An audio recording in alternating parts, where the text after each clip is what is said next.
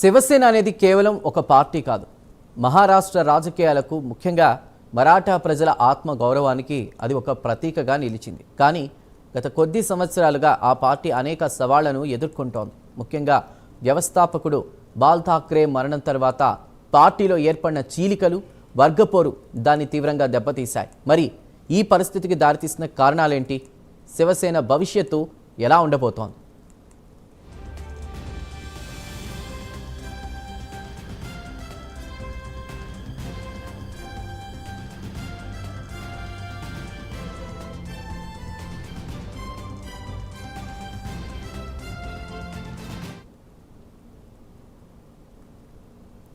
Shiv Sena party ప్రస్థానం 1966లో ball ఠాక్రేతో మొదలైంది. మరాఠా ప్రజల హక్కులు, స్థానిక గుర్తింపు కోసం పోరాడాలనే లక్ష్యంతో ఆయన ఈ పార్టీని స్థాపించారు. ముంబైలో బయటివారి ఆధిపత్యాన్ని వ్యతిరేకిస్తూ మరాఠీలకు ఉద్యోగాలు, అవకాశాలు దక్కాలని నినదించింది. నిజానికి శివసేన ప్రారంభంలో ఒక సామాజిక ఉద్యమంగా రూపుదిద్దుకుంది. క్రమంగా రాజకీయ శక్తిగా మారింది. 1995లో బీజేపీతో కలిసి మహారాష్ట్రలో ప్రభుత్వాన్ని ఏర్పాటు చేయడం ద్వారా శివసేన తన రాజకీయ ప్రాబల్యాన్ని చాటుకుంది. బాల్ ఠాక్రే ఒక రాజకీయ నాయకుడిగానే కాకుండా మరాఠా హృదయాల్లో ఒక హిందూ హృదయ సామ్రాట్గా నిలిచారు. ఆయన మాట అంటే శాసనం, ఆయన నిర్ణయాలకు ఎదురు లేదు. పార్టీలో ఆయనదే ఆధిపత్యం.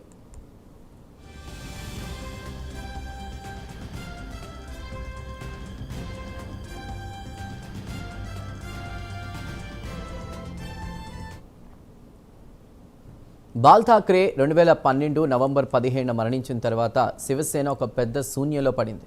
ఆయన లేని లోటు పార్టీని తీవ్రంగా కలిచివేసింది.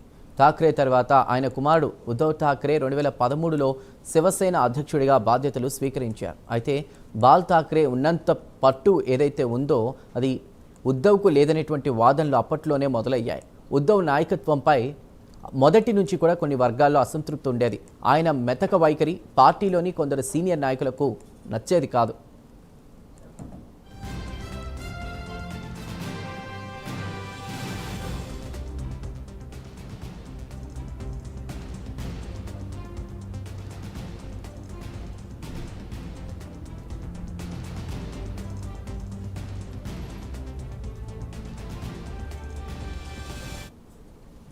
రెండు 2019 మహారాష్ట్ర అసెంబ్లీ ఎన్నికల తర్వాత పరిణామాలు శివసేన రాజకీయ భవిష్యత్తును పూర్తిగా మార్చేశాయి. ఎన్నికలకు ముందు బీజేపీతో పొత్తు పెట్టుకున్న శివసేన ఫలితాల తర్వాత ముఖ్యమంత్రి పదవి పంపకం విషయంలో విభేదించింది. బీజేపీ తమకు ఇచ్చిన హామీని నిలబెట్టుకోలేదని ఆరోపిస్తూ శివసేన నేషనలిస్ట్ కాంగ్రెస్ పార్టీలతో కలిసి మహా వికాస్ అఘాడీ ప్రభుత్వాన్ని ఏర్పాటు చేసింది. ఉద్ధవ్ ఠాక్రే ముఖ్యమంత్రిగా బాధ్యతలు స్వీకరించారు. ఇది ఒక చారిత్రాత్మక నిర్ణయం. ఎందుకంటే శివసేన సిద్ధాంతపరంగా కాంగ్రెస్, ఎన్సీపీలకు వ్యతిరేకం. ఈ అనూహ్య కూటమి పార్టీలోని అనేక మందికి రుచించలేదు. ఉద్ధవ్ ఠాక్రే కాంగ్రెస్, ఎన్సీపీలతో చేతులు కలపడాన్ని ఏక్నాథ్ షిండే తీవ్రంగా వ్యతిరేకించారు. శివసేన తన హిందుత్వ సిద్ధాంతాలను వదిలేసిందని ఆయన ఆరోపించారు. 2022లో ఏక్నాథ్ షిండే నేతృత్వంలోని ఒక వర్గం ఉద్ధవ్ ఠాక్రే నాయకత్వాన్ని ధిక్కరించింది. ఇది పార్టీలో ఒక పెద్ద చీలికను ఏదైతే ఉందో దానికి దారితీసిన పరిస్థితి. షిండే వర్గం భారతీయ జనతా పార్టీతో కలిసి ప్రభుత్వాన్ని ఏర్పాటు చేసింది. ఉద్ధవ్ ఠాక్రే ముఖ్యమంత్రి పదవి నుంచి వైదొలగాల్సి వచ్చింది. మహారాష్ట్ర రాజకీయాల్లో ఇది ఒక పెద్ద కుదుపు.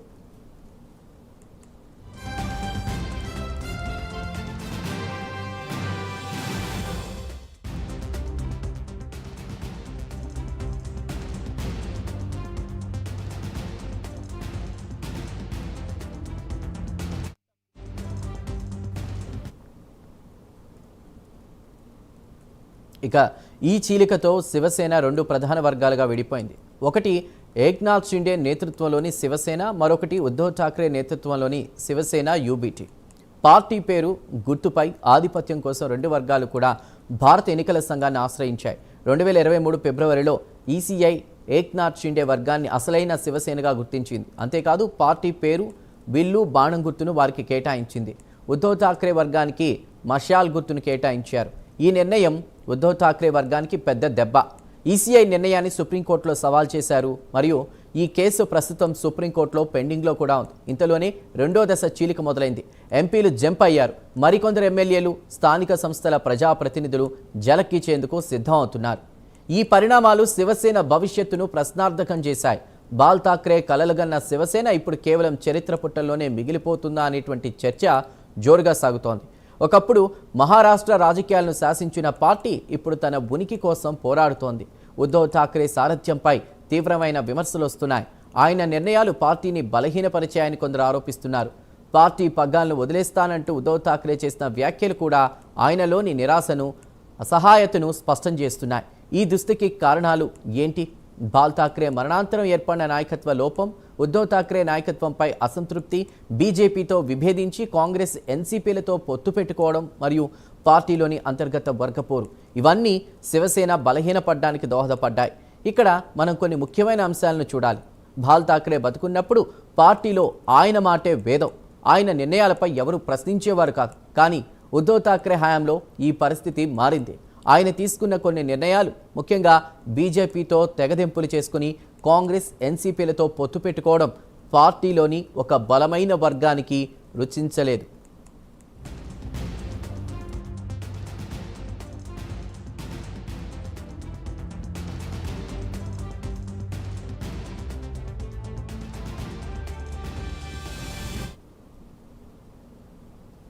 శివసేన అనేది భావోద్వేగాలపై ఆధారపడిన పార్టీ. మరాఠా అస్తిత్వం, హిందుత్వం అనేటువంటి రెండు బలమైన భావోద్వేగాలను బాల్ ఠాక్రే సమర్థవంతంగా ఉపయోగించుకున్నారు. కానీ కాలక్రమేణా ఈ భావోద్వేగాలు కొంతవరకు బలహీనపడ్డాయి. యువతరం కొత్త రాజకీయ విధానాలను కోరుకుంటోంది. కేవలం భావోద్వేగాల ఆధారంగా ఎక్కువ కాలం రాజకీయాలు చేయలేమని శివసేన గ్రహించలేకపోయింది. ఇక బీజేపీ విషయానికి వస్తే, మహారాష్ట్రలో బీజేపీ తన బలాన్ని నిరంతరం పెంచుకుంటూ వస్తోంది. శివసేన బలహీనపడ్డం బీజేపీకి ఒక అవకాశంగా మారింది. షిండే వర్గానికి మద్దతు ఇవ్వడం ద్వారా బీజేపీ మహారాష్ట్రలో తన పట్టును మరింత బలపరుచుకుంది. ఇది శివసేన పూర్వ వైభవాన్ని తిరిగి పొందడం మరింత కష్టతరం చేస్తుంది. ఉద్ధవ్ ఠాక్రే వర్గం ముందు పెద్ద సవాలే ఉన్నట్టు తెలుస్తోంది. పార్టీని తిరిగి నిర్మించుకోవడం, కార్యకర్తల్లో నమ్మకాన్ని నింపడం మరియు కోల్పోయిన మరాఠా మద్దతును తిరిగి పొందడం చాలా కష్టం. మహారాష్ట్ర రాజకీయాలు ఎప్పుడూ ఆసక్తికరంగానే ఉంటాయి. శివసేనలో చోటు చేసుకున్న ఈ పరిణామాలు రాష్ట్ర రాజకీయాలపై దీర్ఘకాలిక ప్రభావం చూపే అవకాశం ఉంది. ఒకప్పుడు టైగర్ అని పిలువబడిన శివసేన ఇప్పుడు తన మనుగడ కోసం పోరాడుతోంది. పార్టీ భవిష్యత్తు ఎలా ఉంటుందో కాలమే నిర్ణయించాలి. శివసేన ఒక పెద్ద పరివర్తన దశలో ఉంది. నాయకత్వ మార్పులు, సిద్ధాంతపరమైన విభేదాలు మరియు రాజకీయ పొత్తుల కారణంగా పార్టీ బలహీనపడింది. బాల్ ఠాక్రే వారసత్వాన్ని ఎవరు ముందుకు తీసుకువెళ్తారు అనేది $1 మిలియన్ ప్రశ్న.